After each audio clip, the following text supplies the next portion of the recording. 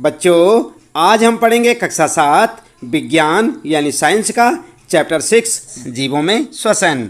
हम आपको बताएंगे बच्चों इस पाठ से संबंधित प्रश्नों के उत्तर। और सबसे पहला प्रश्न आपके लिए, कोई धावक दौड़ समाप्त होने पर सामान्य से अधिक तेजी से गहरी सांसें क्यों लेता है? उत्तर क्या लिखेंगे? उत्तर लिखेंगे, जब धावक दौड़ता है तो शरीर की मांसपेशियों को अधिक कार्य करना पड़ता है, अर्थात शरीर को सामान्य से अधिक ऊर्जा की आवश्यकता पड़ती है। उसी ऊर्जा की आपूर्ति हेतु धावक को सामान्य से अधिक तेजी से गहरी सांसें लेनी पड़ती हैं ताकि भोजन से ऊर्जा प्राप्त करने के लिए अधिक ऑक्सीजन शरीर को मिल सके। आई बात समझ में? तो ये आपका पहला प्रश्न और उसका उत्तर। इसके बाद बच्चों बात करते हैं, दूसरा प्रश्न है, वायवीय और अवायवीय श्वसन के बीच समानताएं और अंतर बताइए। तो आप सबसे पहले यहाँ पर लिखेंगे समानताएं। आप देख रहे हैं ना, उत्तर में लिखेंगे वायवीय और अवायवीय श्वसन में समानताएं। और नंबर 1, दोनों प्रकार के श्वसन में ऊर्जा उत्पन्न होती है। नंबर 2, दोनों प्रकार के श्वसन में कार्बन डाइऑक्साइड उत्पन्न होती है। तो ये थे यहाँ पर समानताएं। इसके बाद बच्चों बात करते हैं यहाँ पर अंतर में। तो यहाँ पर आप हेडिंग डाल देंगे वायवीय और अवायवीय श्वसन में अंतर। और इस प्रकार से आप भी एक टेबल बना सकते हैं बच्चों, जैसे आप यहाँ पर देख रहे हैं। और इसके बाद दोनों तरफ लिख देंगे, एक तरफ वायवीय श्वसन, दूसरी तरफ अवायवीय श्वसन। और नंबर 1 लिखेंगे, पहला पॉइंट, यह ऑक्सीजन की उपस्थिति में होती है।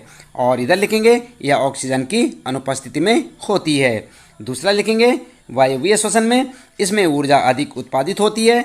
और यहाँ लिखेंगे इसमें ऊर्जा कम मात्रा में उत्पन्न होती है। इसके बाद नंबर 3 अंतर लिखेंगे आप, इसमें भोजन का पूर्ण ऑक्सीकरण होता है। और अवायवीय में लिखेंगे नंबर 3 पॉइंट, इसमें भोजन का अपूर्ण ऑक्सीकरण होता है। तो इस प्रकार से आप अपने इस तीसरे प्रश्न का उत्तर लिख सकते हैं। यहाँ पर समानताएं और अंतर आप बता सकते हैं। इसके बाद आगे देखते हैं, यहाँ पर आप अपनी पाठ्य पुस्तक में देख सकते हैं भरी वायु में सांस। और तीसरा प्रश्न है बच्चों, जब हम अत्यधिक धूल लेते हैं तो हमें छींकें क्यों आ जाती हैं? आपको भी आती होंगी, क्यों आती हैं छींकें? उत्तर में लिखेंगे, धूल भरी वायु में सांस लेने से हमारे श्वास के साथ धूल कण भी श्वास नली में प्रवेश कर जाते हैं, जबकि हमारा श्वसन तंत्र उन्हें स्वीकार नहीं करता और फेफड़ों से तेज वायु उन्हें बाहर निकालने का प्रयास करती है, जिसके परिणाम स्वरूप हमें क्या होता है? छींकें आ जाती हैं। इस प्रकार से आप लिख सकते हैं बच्चों अपने तीसरे प्रश्न का उत्तर। देख रहे हैं ना आप यहाँ पर, ये तीसरा प्रश्न आपका और उसका उत्तर। इसके बाद चौथा प्रश्न आता है आपका, और इसमें पूछा है 3 परख नलियाँ लीजिए, प्रत्येक को देख रहे हैं ना आप यहाँ पर 3/4 भाग तक जल से भर लीजिए। इन्हें ए, बी और सी द्वारा चिन्हित कीजिए। परख नली ए में एक घोंगा रखिए, परख नली बी में कोई जलीय पादप रखिए और सी में एक घोंगा और एक पादप दोनों को रखिए। किस परख नली में कार्बन डाइऑक्साइड की सांद्रता सबसे अधिक होगी? तो इसका उत्तर क्या लिखेंगे आप? उत्तर इस प्रकार से लिखें बच्चों, परख नली ए में कार्बन डाइऑक्साइड की सांद्रता सबसे अधिक होगी, क्योंकि घोंगा श्वसन द्वारा कार्बन डाइऑक्साइड बाहर निकालता है। परख नली बी में जलीय पौधा प्रकाश संश्लेषण क्रिया में उत्पन्न कार्बन डाइऑक्साइड का इस्तेमाल कर लेता है। परख नली सी में घोंगा और पादप होने के कारण घोंगे द्वारा छोड़ी गई कार्बन डाइऑक्साइड पादप द्वारा अवशोषित कर ली जाती है, जिससे कार्बन डाइऑक्साइड की सांद्रता कम हो जाती है। आई बात समझ में? तो इस प्रकार से आप लिख सकते हैं अपना ये चौथा प्रश्न है आपका और उसका उत्तर। ठीक इसी प्रकार से लिखें, इसे समझें, अच्छे से याद करें बच्चों। इसके बाद 5वां प्रश्न है बच्चों, सही उत्तर पर सही का चिन्ह लगाइए या सही का निशान लगाइए। और क्या है? तिलचट्टों के शरीर में वायु प्रवेश करती है उनके, और यहाँ पर जो आपके लिए 4 ऑप्शन है, इसमें सही ऑप्शन आपने छांटना है। यहाँ पर फेफड़ों द्वारा, क्लोमों द्वारा, श्वास रंध्रों द्वारा या त्वचा द्वारा। ठीक है, तो आप सोचिए, तब तक दूसरा प्रश्न पढ़ लेते हैं। उसके बाद इन सब के बाद हम आपको उत्तर बता देंगे। ख वाला है, अत्यधिक व्यायाम करते समय हमारी टांगों में जिस पदार्थ के संचयन के कारण ऐंठन होती है वह है। तो यहाँ पर 4 ऑप्शन है यहाँ पर भी, और क्या है वह? यहाँ पर देख सकते हैं आप, कार्बन डाइऑक्साइड, लैक्टिक अम्ल, अल्कोहल या जल।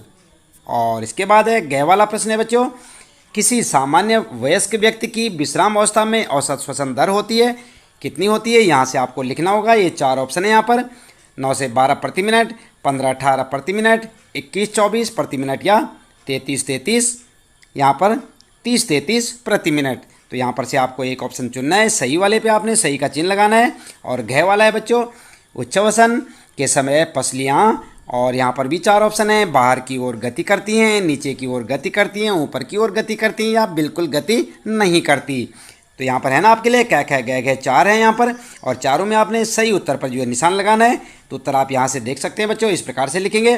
कै वाले का लगा देंगे आप थर्ड पर सही का चिन्ह, और ख वाले का सेकंड आपका सही होगा, गै वाले का भी सेकंड और घ वाले का भी सेकंड। तो यहाँ से आप इसी प्रकार से आप अपने जो है सही विकल्प को चुन सकते हैं। आई बात समझ में? 5वां प्रश्न है और उसके सही विकल्प यहाँ पर आप देख सकते हैं। इसी प्रकार आप अपना उत्तर लिख सकते हैं। इसके बाद बच्चों बात करते हैं, यहाँ पर छठा प्रश्न है, कॉलम ए में दिए गए शब्दों का कॉलम बी के साथ मिलान कीजिए।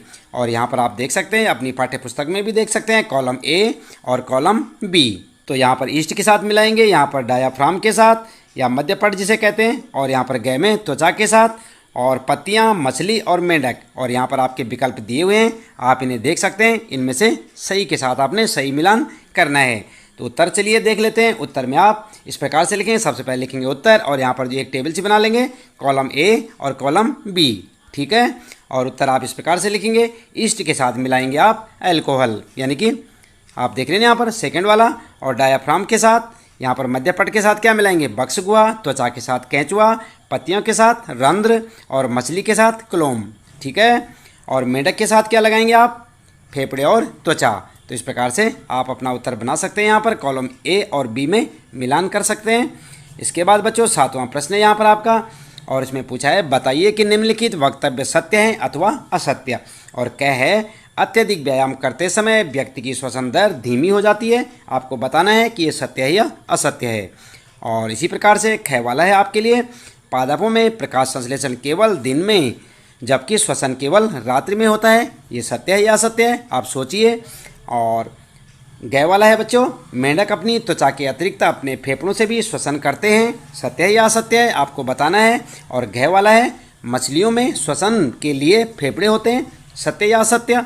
और अंतिम है यहाँ पर च वाला, अंतः श्वसन के समय वक्ष गुहा का आयतन बढ़ जाता है। तो ये सत्य या असत्य है। तो यहाँ पर आप क्या करेंगे, आप देख सकते हैं, कै वाले का लिखेंगे असत्य, ख वाले का असत्य, और गै वाले का सत्य, और घ वाले का असत्य, और च वाले का सत्य, ठीक है। तो इस प्रकार से आप सत्य और असत्य पर अपने निशान लगा सकते हैं बच्चों इस प्रश्न में। और इसके बाद बात करते हैं यहाँ पर, फिर आ जाता है आपका 9वां प्रश्न, और यहाँ पर है, पर्वतारोही अपने साथ ऑक्सीजन सिलेंडर ले जाते हैं क्योंकि, क्यों ले जाते हैं, इनमें से आपको देखना होगा यहाँ पर, क्योंकि 5 किलोमीटर से अधिक ऊंचाई पर वायु नहीं होती। ख वाला है, वहाँ उपलब्ध वायु की मात्रा भूतल पर उपलब्ध वायु मात्रा से कम होती है। और गै वाला है, वहाँ वायु का ताप भूतल के ताप से अधिक होता है। या फिर घ वाला है, यहाँ पर पर्वत पर वायुदाब भूतल की अपेक्षा अधिक होता है। तो उत्तर में क्या लिखेंगे, उत्तर आप इस प्रकार से लिखेंगे बच्चों, ख वाला आपका सही होगा, यहाँ पर सही का ऑप्शन लगा देंगे।